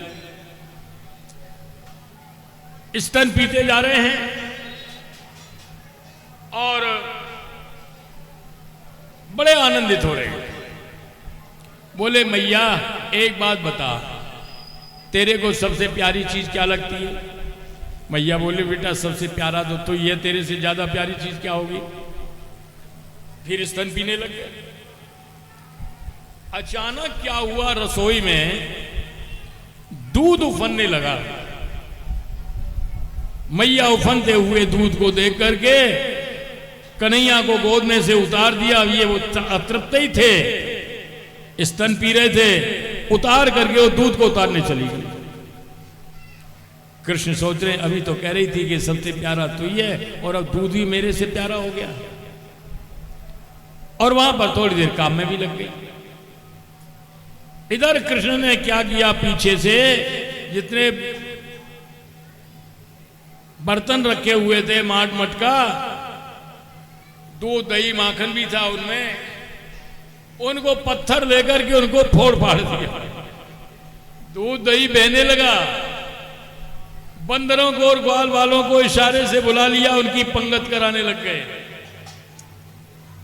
जयकारे का कोई काम नहीं भाई, क्योंकि नंबर 2 का मामला था।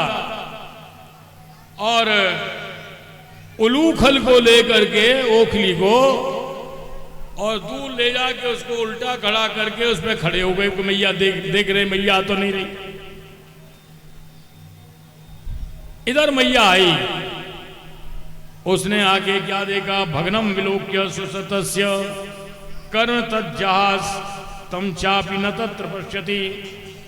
बर्तन फूटे वही देखे, और देख लिया यहां कन्हैया है नहीं, उसी उद्मी का ये काम हुआ। गोपियां शिकायत करने के लिए आया करती थी, मैं उन पर विश्वास नहीं करती थी। लेकिन जब ये घर में नहीं चूक रहा है तो बाहर क्या चूके? इसको कुछ सजा जरूर मिलनी चाहिए, नहीं तो ये बड़ा होता जाएगा, इसका उद्यम बढ़ता जाएगा। तो मैया ने हाथ में डंडी ले ली। तामाप्त्यष्टिम प्रसमीक्य सत्वरस्ततो अवरुई अपससार भीतवत। मैया के हाथ में डंडी देख करके कन्हैया एकदम उलूखल से उतर के भागने लगे। और मैया पीछे पीछे जा रही है, पसीना में लथपथ हो गई मैया। इधर ऐसे डरे हुए से भाग रहे हैं, जिन कृष्ण के मारे काल भी भयभीत रहता है, थर थर कांपता है, आज वो कृष्ण मैया की डंडी के मारे कांप रहे हैं, डर के मारे। कैसी विचित्र लीला। कन्हैया ने अपनी आंख मीड़ ली, सब काजल बह गया, लाल आंख हो गई। मैया देख रही है कि लाला डर रहा है, तो त्यक्त्वा यष्टिम सुतम भीतम विज्ञाय अर्भकवत्सला, मैया ने डंडी को फेंक दिया। कृष्ण खुश हो गए कि चलो पिटने से तो बच गए, सोच रहे हैं। और लेकिन मैया भी सोच रही है, लेकिन इसको आज कुछ सजा जरूर देनी है। ये शिकिल तम बद्धुम दामना तदवीर्य को विदा, कन्हैया को रस्सी से बांधने का मन में संकल्प कर लिया। वो उनके प्रभाव को नहीं जानती थी। जैसे रस्सी लपेटी उनके उदर में, एक बड़ी विचित्र घटना हो गई। जब वो गांठ लगाने के लिए हुई तो रस्सी 2 अंगुल छोटी पड़ गई। और भी गोपियां थी, सबने अपनी अपनी रस्सी दे दी उनको, और जब गांठ लगाए जब 2 अंगुल छोटी पड़ जाए। अब तो मैया का शरीर एकदम पसीना में लथपथ हो गया। स्वमातु स्वनिगात्राया दृष्ट्वा परिश्रमं कृष्ण कृपयासी स्वबंधने। मां का शरीर पसीना में लथपथ हो रहा है, लेकिन कृष्ण बंधने में नहीं आ रहे हैं। मां के परिश्रम को देख करके कन्हैया के मन में दया आ गई, और कृपया आसी स्वबंधने। जो कृष्ण सारे संसार को बंधन से मुक्त करने वाले हैं, उनको भला कोई क्या बांध सकता है। लेकिन कृष्ण अब अपनी कृपा से, अपनी इच्छा से स्वयं बंधन में आ गए। उनका नया नाम पड़ा, दाम माने रस्सी है उधर में जिनके, ऐसे दामोदर भगवान। बोलो दामोदर भगवान की। ये जो सौभाग्य यशोदा मैया को मिला है, ऐसा सौभाग्य तो भाई ब्रह्मा जी को भी नहीं मिला, शिव जी को भी नहीं मिला, और यहां तक कि लक्ष्मी जी को भी यह सौभाग्य प्राप्त नहीं हुआ, जो सारे संसार से मुक्त करने वाले भगवान को जिसने रस्सी से बांध रखा है। ये भाई ज्ञानी नाम चात्मभूता नाम, बड़े बड़े ज्ञानियों को भी यह सौभाग्य नहीं मिलता है। यथा भक्ति मतामि, जैसा कि ये भक्ति से प्राप्त हुआ करता है। भक्ति से भगवान बंधन में आ जाते हैं, लेकिन ज्ञान आदि के द्वारा वो बंधन में नहीं आते हैं। कृष्ण उलूखल से बंधे पड़े हुए, लेकिन उनकी दयालुता देखो। उलूखल को घसीटते हुए लाए, और उसको 2 वृक्ष थे यमलार्जुन, उन वृक्षों के बीच में दे करके एक झटका दिया, दोनों वृक्ष गिर पड़े, और उनसे 2 देवतुल्य पुरुष प्रकट हुए। ये बात सुनकर के परीक्षित जी बड़े आश्चर्य में हो गए। बोले महाराज, वृक्षों के गिरने से 2 दिव्य पुरुष निकले, ये कौन थे? बताया कि देखो, ये कुबेर के लड़का नल कुंवर और मणिग्रीव थे। ये एक बार स्त्रियों के साथ में विवस्त्र होकर के सरोवर में स्नान कर रहे। इधर नारद जी का आगमन हुआ। नारद जी को देख करके स्त्रियां अपने कपड़ों को जल्दी से पहनने लग गईं, और ये नंगे धड़ंगे घूमते रहे। नारद जी ने सोचा ये तो बड़े मदान हो रहे हैं, और उन्होंने शाप दे दिया, जाओ तुम वृक्ष योनि को प्राप्त हो जाओ, तुमको कपड़े पहनने की जरूरत ही नहीं पड़ेगी। वृक्ष कोई कपड़ा पहने थोड़े पहनते हैं भाई। अब ये वृक्ष बन गए। उन्होंने विनय किया कि महाराज हमसे गलती हो गई, क्षमा करें। बोले अब वृक्ष तो तुम बनोगे, हमारी वाणी अन्यथा नहीं हो सकती है,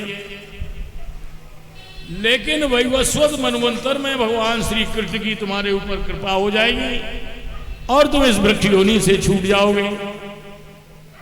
तो ये दोनों कृष्ण के स्पर्श से ये इनको दिव्य शरीर प्राप्त हुआ और ये भगवान की स्तुति करने लगे। कृष्ण कृष्ण महायोगिन स्वामाद्य पुरुष परः, हे कृष्ण तुम आदि पुरुष हो, प्रकृति से परे हो और तुम ही एकमात्र सब प्राणियों के ईश्वर हो। बहुत स्तुति। भगवान प्रसन्न हो गए, बोले तुम वरदान मांग लो। इन्होंने वरदान में क्या मांगा? पैसा देना नहीं मांगा और कोई दुनिया की चीज नहीं मांगी, ये मांगना चाहिए वो मांगा। ये बोले वाणी गुणानुकथने श्रवणौ कथायाम हस्तौ च कर्मसु मनस्तव पादयोर्ना। हे प्रभु हम वाणी से आपका गुणगान करते रहें, कानों से आपकी कथा सुनते रहें और हमारे हाथ ये आपके और आपके भक्तों की सेवा में लगे रहें। उन्होंने अभीष्ट वरदान दिया और उनको प्रणाम करके इनको अपने लोक को भेज दिया भगवान ने। अभी श्री कृष्ण बंधे पड़े हुए हैं। नंद बाबा आए और नंद बाबा ने देखा, वृक्षों के गिरने की आवाज सुनी, पूछने लगे भाई ये कन्हैया को किसने बांधा, ये वृक्ष कैसे गिरे? बोले मैया ने बांधा था। मैया को बहुत कहा सुनी कि ऐसे तुमको लाला को नहीं बांधना चाहिए। अरे ये वृक्ष गिर जाने से लाला के ऊपर गिर जाते तो लेने के देने मच जाते, बहुत गलत किया तुमने, ऐसे लाला को नहीं बांधना चाहिए। एक बार एक फल बेचने वाली आई, वो डोकरी अपनी टोकरी में बहुत से फल लेकर के आई, इस भाव से कि कन्हैया को आज मैं फल देके आऊंगा। इधर उधर घूमने लगी, कोई फल ले और ही फल, फिर उस गली से आ जाए फिर उधर आ जाए, कोई फल ले और ही फल। उसका लक्ष्य तो यही की था कि कृष्ण को देने। श्री कृष्ण ने भी आवाज सुनी और श्री कृष्ण अपने नंद भवन से बाहर निकल के आए। फल खरीदना है तो कैसे खरीदेंगे? हाथ छोटे छोटे हाथों में कुछ नाज के दाने लेकर के आ रहे हैं। गांव में भाई यही होता है, नाज से जाकर के दे देते हैं और उनसे जो चीज खरीदनी होती है उससे मिल जाती है। छोटे छोटे हाथ हैं, उनमें ये दाने हैं और जैसे जैसे वो आ रहे हैं एक एक दाना, एक एक दो दो दाने करके सब गिर गए, थोड़े से दो चार दाने रह गए। छोटी सी अंजलि है। आकर के कृष्ण के रूप को देख करके एकदम मंत्रमुग्ध सी हो गई, देखती रही। उसने कन्हैया की छोटी सी अंजलि में अपने फलों को निकाल करके रखा। एक चमत्कार ये हुआ कि उस डोकरी की टोकरी में जितने फल थे, कन्हैया की छोटी सी अंजलि में सारे फल आ गए। अब वो दे क्या, वो तो दो चार दाने बचे थे, बाकी सब गिर गिरा गए। वही उन्होंने उनकी टोकरी में डाल दिए और वो लेकर के चली। उसकी टोकरी रत्नों से भर गई। उस डोकरी को कोई आजकल ऐसा खरीदने वाला नहीं मिला, ऐसा ग्राहक कोई नहीं मिला, और उसको भी ऐसा फल देने वाली, प्रेम से देने वाली कोई नहीं मिला।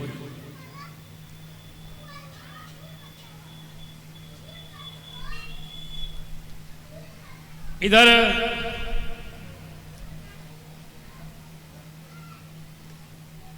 दोपहर का समय हो गया। यशोदा मैया बुला रही है, अरे कन्हैया, ओ बलदाऊ, तुम्हारे बाबा आ चुके हैं, आओ भोजन कर लो। नंद बाबा जब तक अपने हाथ से कृष्ण बलराम को नहीं खिलाते थे तब तक खुद नहीं खाते थे। ये बात सुन लेता, बुला रहे हैं और बेटा बहुत देर हो गई है, इस तरह से उनको पुकार रही है यशोदा मैया। अब आगे वर्णन कर रहे हैं,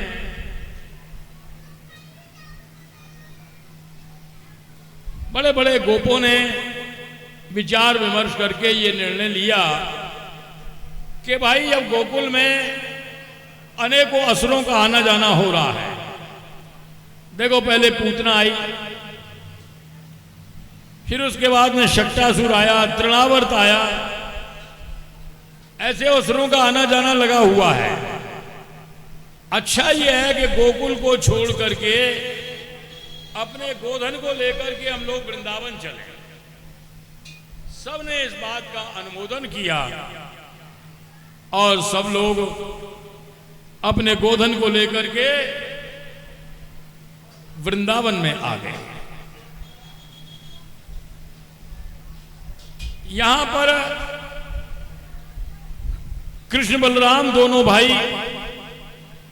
ग्वाल वालों के साथ में छोटे छोटे बछड़ों को चराने के लिए जाया करते थे।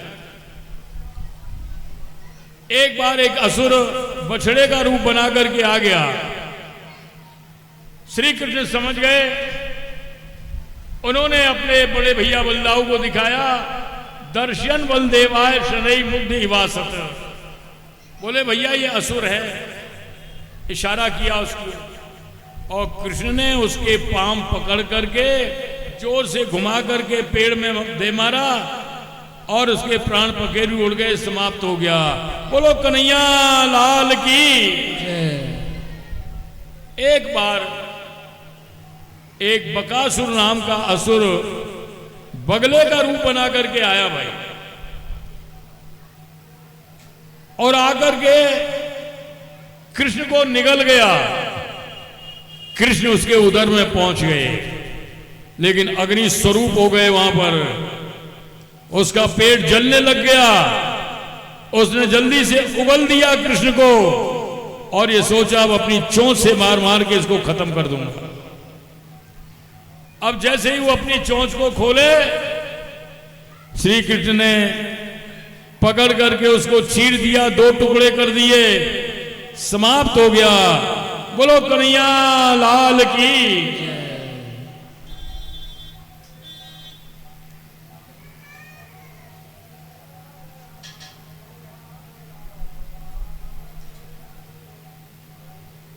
अब भाई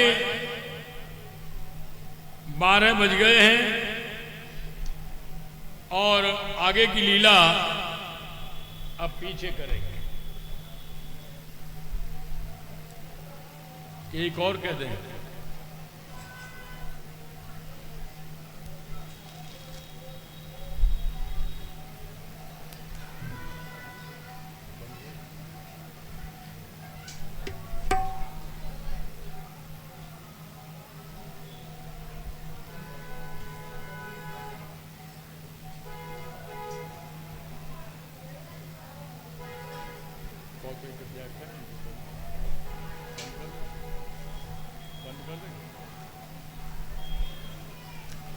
अब शेष कथा अगले सत्र में कहेंगे। अगले सत्र में गिरिराज पूजन भी होगा भाई। आपको लीला के रूप में उसके दर्शन होंगे गिरिराज महाराज के, और जो भक्ति से पूजन करना चाहेंगे गिरिराज जी का, उनको मौका दिया जाएगा। ये गिरिराज जी के पूजन में 56 भोग लगाए जाते हैं भाई। जो माताएं अपने घर जाएं वहां से पुआ, पूड़ी, कचौड़ी, पकौड़ी, जो भी कुछ बना सके लेकर के बना करके आए, छोटे छोटे पुआ, और वो सब आप लोगों में बांटे ही जाएंगे।